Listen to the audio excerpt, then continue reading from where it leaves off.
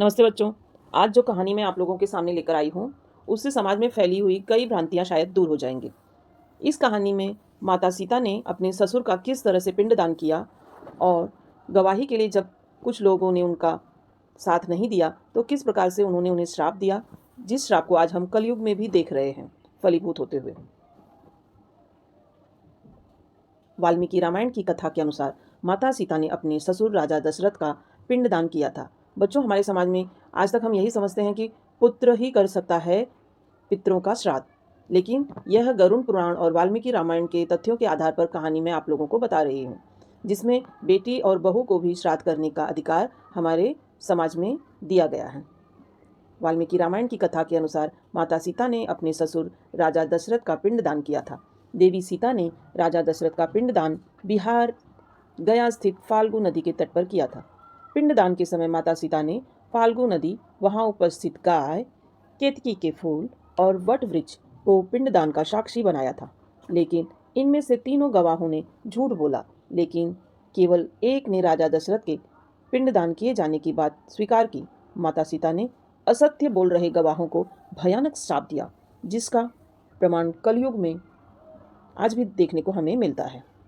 आइए मैं आपको आगे किस तरह से बहू ने राजा दशरथ का पिंडदान किया, किन परिस्थितियों में किया। गरुड़ पुराण के अनुसार पितरों का श्राद्ध करना ऐसा शुभ कार्य है जिसे किसी भी स्थिति में रोका नहीं जाना चाहिए। पुराण के श्राद्ध नियमों के अनुसार घर की बेटी और बहू भी पितरों का श्राद्ध और तर्पण कर सकती है। रामायण कथा के अनुसार माता सीता ने भी दशरथ का पिंडदान किया था। सीता ने जब अपने ससुर राजा दशरथ का पिंडदान किया था, उस समय घटना घटी थी जो मैं आज आपको बताने जा रही हूँ, जिसके बाद सीता जी 3 लोगों को श्राप और 1 को वरदान दिया।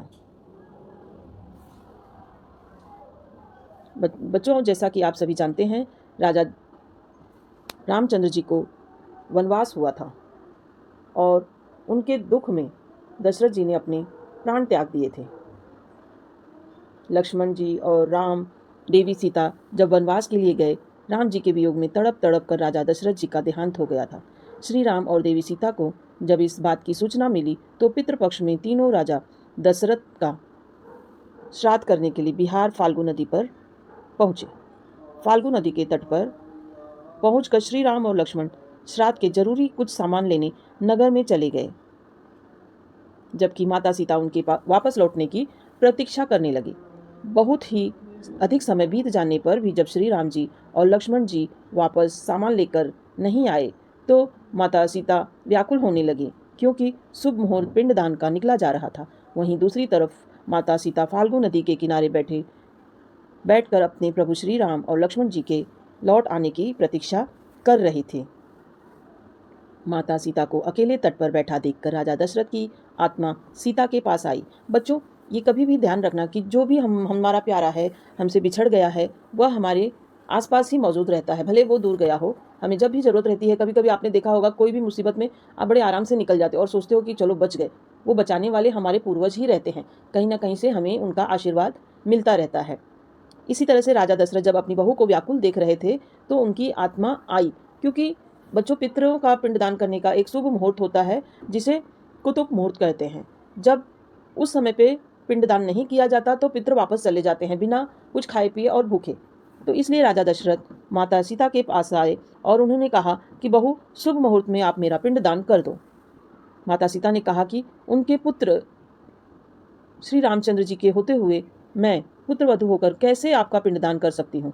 माता सीता के प्रश्न का उत्तर देते हुए राजा दशरथ ने कहा, हे सीते, मैं यमलोक से आया हूँ। वहाँ के बताए नियमों के अनुसार पिंडदान पुत्री और पुत्रवधू भी कर सकती है, क्योंकि वे भी कुल का अंश हैं। पिंडदान का मुहूर्त निकल जाने पर मेरी आत्मा को मुक्ति नहीं मिलेगी, इसलिए तुम, हे पुत्री, मेरा शुभ मुहूर्त में पिंडदान कर दो। माता सीता ने ससुर की आज्ञा पाकर दीपक जलाया और पंडित के साथ में पिंडदान करने की तैयारी करने लगी। अपने ससुर राजा दशरथ की बात सुनकर माता सीता ने दशरथ जी का पिंडदान करना स्वीकार किया। फाल्गु नदी के किनारे बैठकर माता सीता ने मंत्रों का उच्चारण करते हुए अपने पितर राजा दशरथ का पिंडदान किया। पिंडदान के समय माता सीता ने फाल्गु नदी, गाय, केतकी के फूल और वट वृक्ष को पिंडदान का साक्षी बनाया। बच्चों, आप ये सोच रहे हो कि साक्षी क्यों बनाया? क्योंकि माता सीता को मालूम था कि जब भी श्री राम प्रभु आएंगे तो वो पूछेंगे कि मेरे बिना आपने पिंडदान कैसे किया, तो इसलिए उन्होंने इन लोगों को साक्षी बनाया। जैसे ही माता सीता ने शुभ मुहूर्त में राजा दशरथ का पिंडदान किया, उनकी आत्मा को मुक्ति मिल गई और राजा दशरथ अपनी पुत्रवधु द्वारा किए गए पिंडदान के कारण उन्हें आशीर्वाद दिया ढेर सारा, और सदा उनके साथ उनकी रक्षा के लिए वह खड़े रहेंगे, ऐसा उन्हें आशीष दिया। कुछ समय बीतने के बाद जब श्री राम, लक्ष्मण और सामान के साथ में सीता जी के पास लौटे तो सीता जी ने उन्हें राजा दशरथ के आत्मा को धरती लोक पर आने की घटना के बारे में बताया। सीता जी के मुख से यह पूरी घटना सुनकर श्री राम और लक्ष्मण को बहुत आश्चर्य हुआ। माता सीता प्रभु राम और लक्ष्मण जी के आश्चर्य का कारण समझ गई, इसलिए उन्होंने फाल्गु नदी, गाय, वट वृक्ष और केतकी के फूल का आवाहन करके उन्हें गवाही देने के लिए कहा। सीता जी ने इन चारों को कहा कि वे पिंडदान की पूरी घटना श्री राम प्रभु को बताएं कि उन्हें किन परिस्थितियों में राजा दशरथ का पिंडदान करना पड़ा। लेकिन तभी ऐसी विचित्र घटना घटी कि हमेशा के लिए कलयुग से जुड़ गई। वास्तव में चारों गवाह में से 3 ने झूठ बोल दिया कि उन्हें इस बारे में कुछ नहीं पता। श्री राम जी प्रभु के क्रोध के कारण ये सब गवाह डर गए और उन्होंने कहा कि हमने तो कुछ भी नहीं देखा। फाल्गु नदी, गाय और केतकी के फूल ने झूठ बोला कि उन्हें राजा दशरथ के पिंडदान किए जाने की कोई जानकारी नहीं है, जबकि वट वृक्ष ने सच बोला कि राजा दशरथ की आत्मा के कहने पर माता सीता ने उनका पिंडदान किया। वट वृक्ष के मुख से सत्य सुनकर माता सीता बहुत प्रसन्न हुई, जबकि बाकी तीनों गवाह के असत्य पर माता सीता को बहुत क्रोध आया। माता सीता को दुख के साथ क्रोध भी आया, क्योंकि इन लोगों ने उन्हें उनके प्रभु के सामने झूठा साबित कर दिया था। माता सीता दुखी हुई, और बच्चों, जब कोई दुखी होता है तो उसके मुंह से श्राप निकलता है, तो किसी का श्राप नहीं सुनना चाहिए। माता सीता क्रोधित होकर फाल्गु नदी, गाय और केतकी के फूल को श्राप दिया। सीता जी ने फाल्गु नदी को श्राप दिया कि तुम्हारा जल सूख जाएगा, तुम नदी होकर भी जल विहीन रहोगी। गाय को पवित्र होकर भी मनुष्य का जूठन खाने का श्राप मिला। बच्चों, आप जानते हो कि गाय के अंदर सभी देवी देवता विराजमान हैं, लेकिन इतनी पवित्र होने के बाद भी गाय माता सीता के द्वारा मिले हुए श्राप के कारण मनुष्यों का जूठा खाती है। फूल को अभिषिक्त कर दिया, जिस कारण केतकी का फूल किसी भी देवता के पूजा में नहीं चढ़ाया जाता। माता सीता ने सत्य बोलने वाले वट वृक्ष को दीर्घायु होने का वरदान दिया। माता सीता के दिए गए शाप और वरदान के प्रभाव को हम आज कलयुग में भी बच्चों देख रहे हैं। फाल्गु नदी, ये देखिए, ये है फाल्गु नदी, जल विहीन हो गई है। इस नदी की रेत से पिंडदान किया जाता है।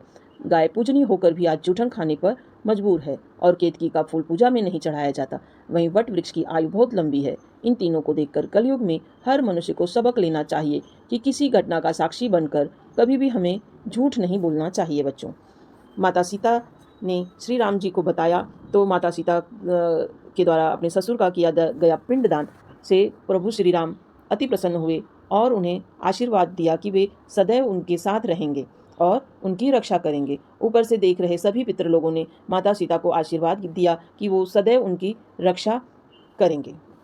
बच्चों, श्राद्ध के समय, श्राद्ध में हमें भोजन ब्राह्मणों को करवाना चाहिए, दान देना चाहिए, वस्त्र देना चाहिए, क्योंकि हमारे द्वारा दिया गया दान सब हमें हमारे पितरों को मिलता है। श्राद्ध में भोजन के लिए यदि भांजा मिले तो 10 ब्राह्मणों से श्रेष्ठ है, दोहित्र 100 ब्राह्मणों से श्रेष्ठ है, जीजा 1000 ब्राह्मणों से श्रेष्ठ माना गया है, और जमाई सबसे अधिक श्रेष्ठ माना गया है। कहते हैं कि ये लोग अगर आके श्राद्ध के समय भोजन ग्रहण करें तो अति उत्तम होता है। धन्यवाद बच्चों।